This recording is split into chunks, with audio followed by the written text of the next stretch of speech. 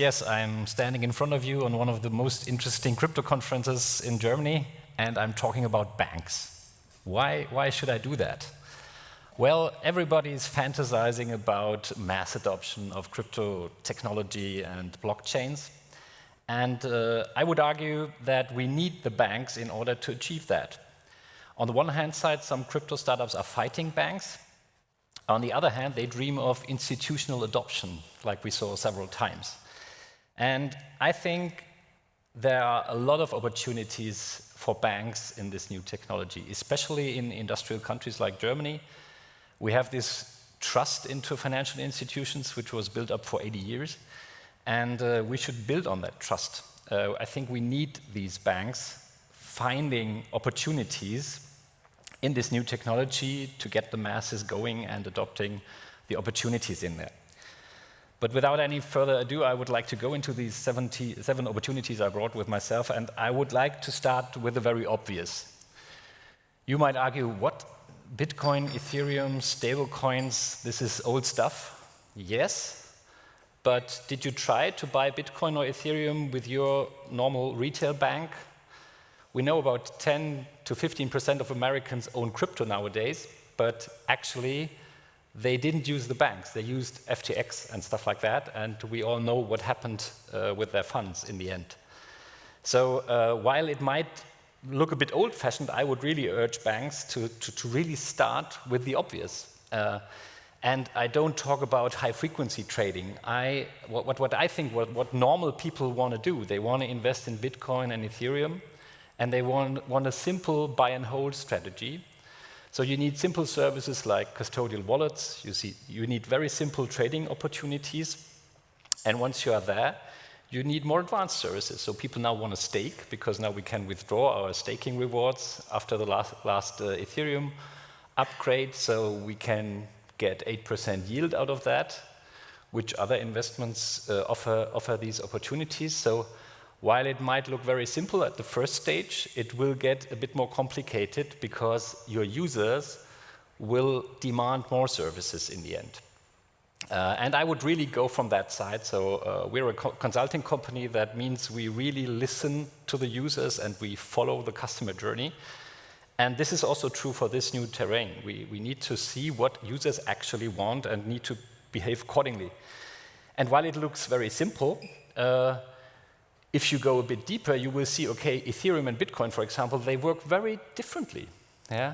You have this account-based system on Ethereum, which might be very close to what banks are used to, but then you have this UTXO model of Bitcoin, which works very differently. And that's really the crucial point. You need to understand that this technology changes your backend. I recently talked to a private banker in Switzerland. He was responsible for digital assets, and I told him what they are doing, or asked him what they are doing, and in the end he said, well, Stefan, it's just another column in my asset database, your cryptocurrencies. And I said, no, these assets, they live outside on this public ledger. Your wallet just holds the private keys to move them around, but these assets behave very different to everything you know from the past. You need to get into this world. You need to get everybody in the bank involved in this space to really understand the difference. That's why I would recommend to start with the easy stuff. In the end, I think it's not so easy for many banks to really get into this new world. This is one opportunity. Most banks do it differently. They use the second opportunity. They take the technology without without understanding it in depth.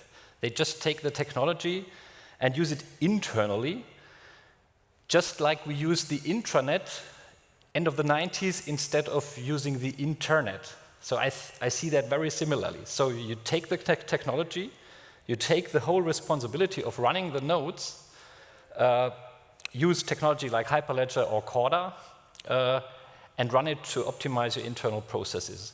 This is very interesting and a good opportunity, because you cut costs, you increase efficiency, but on the other hand, you do exactly the opposite of what the rest of your IT department is doing, because they move all the other services into the cloud. Yeah? And we create our new fancy IT infrastructure internally. If you go that route, we would recommend to go for something like DAML, because there you can separate, it's a smart contract framework where you separate business logic extremely well from the technical details. So if you compare that to Solidity smart contracts, where you mingle business logic and technical aspects together, DAML is nicely constructed and you can focus on the business logic of your financial transactions. So that's really cool approach. Next opportunity is the opportunity of the day, I would say, in Europe because of the new regulation. So as you might know, we have this EWPG in Germany regarding security tokens. So you can now in Germany easily issue bonds, options. In the future, we also have this opportunity to issue digital stocks.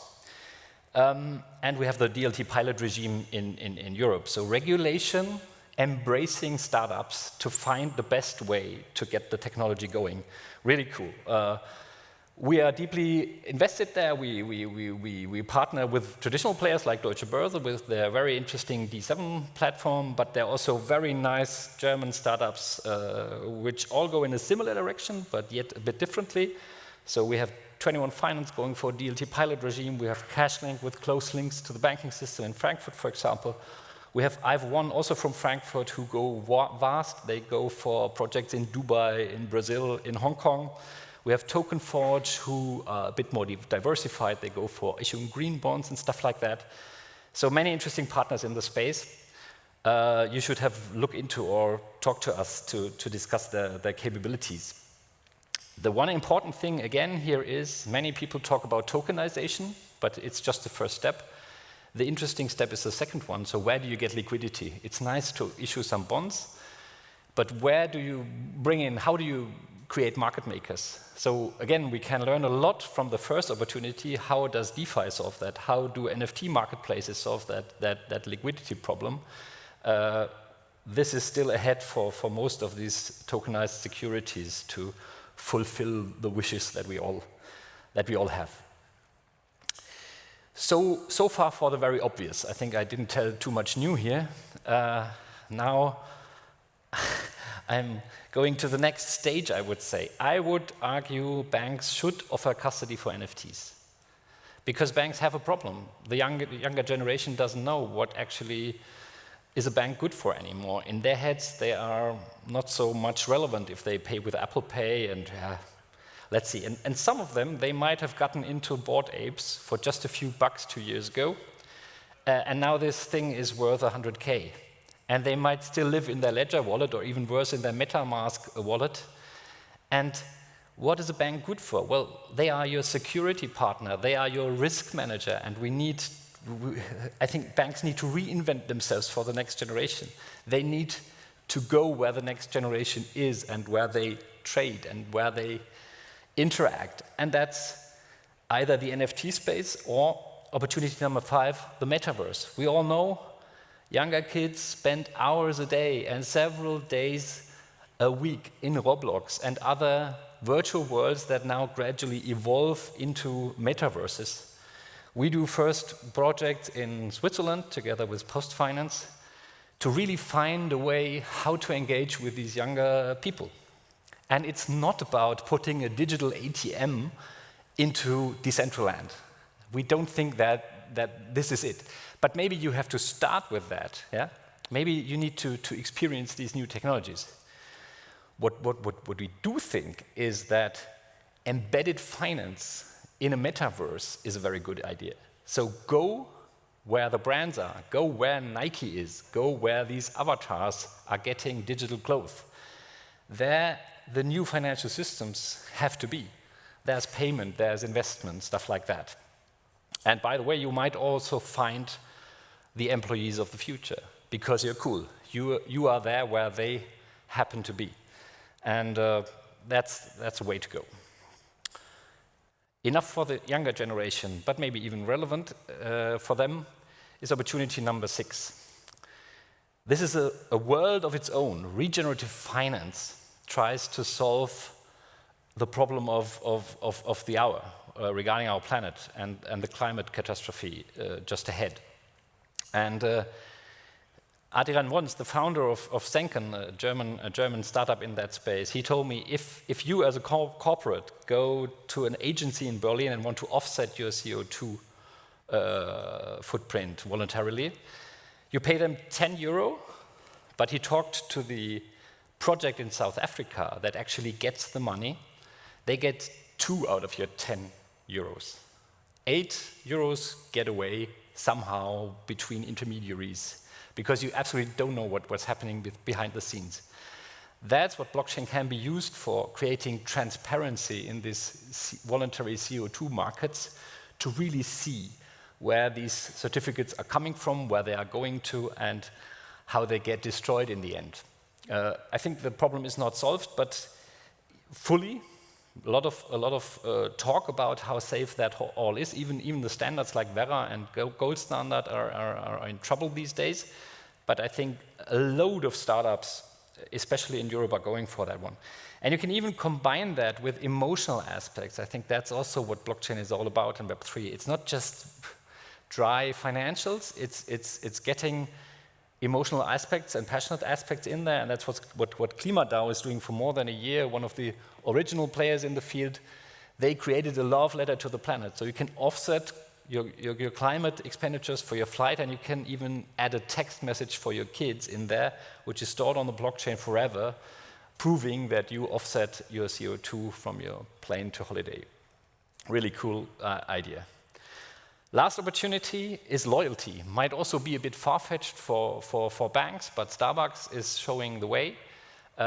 Again, they are really smart. They don't create a new loyalty reward system from scratch. They used their existing well-functioning loyalty system and add on NFTs, stuff like that, creating a direct link into the wallet of their most trusted users. Really, really interesting. You can go on with POAPs, these proof of attendance tokens, to create that link to your clientele. I wouldn't go for a specialized banking loyalty system. I would, again, urge the banks to find partnerships, go with the big brands, and see how they can interact with them. So summarizing all of that, we see there are many, many very different aspects. They are not only financial. Finance is at the heart of it.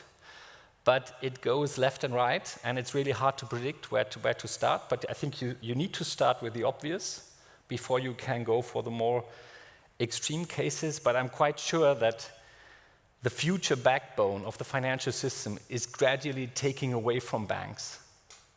This will happen. It might take 10 or 20 years, but it will happen because of efficiency reasons. If you're a programmer and you see how to program these things, how to stage these systems, and if you go to a bank, what we do, we work for banks for 20 or 30 years, and we know how core banking systems are running. This is so much more efficient that it's really, really interesting to go that way. But you shouldn't do that alone.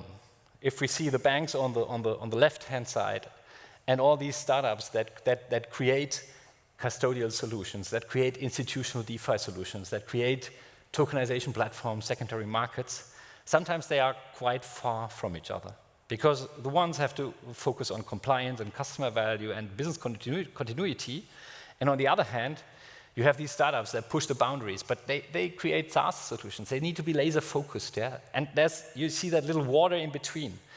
And that's where we think is our place as being an innovation service provider, to bridge the gaps on both ends. We know banks for 20 to 30 years. We know startups, we're working for startups in a very agile way. And I think you need to know both worlds in order to bring them together, because some of these solutions are technically quite complex, and you need to understand the centralized legacy world as well as the new shiny world, and bring them together to create something workable in the end. We have a booth up there. Would be really happy to discuss with you details about your innovation story in that regard.